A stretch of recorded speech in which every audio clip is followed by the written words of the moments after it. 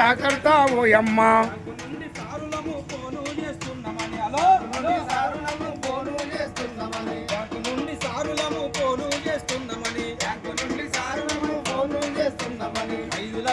మీకు లోను ఇస్తామంటారు. 5 లక్షలు నోము లోను ఇస్తామంటారు.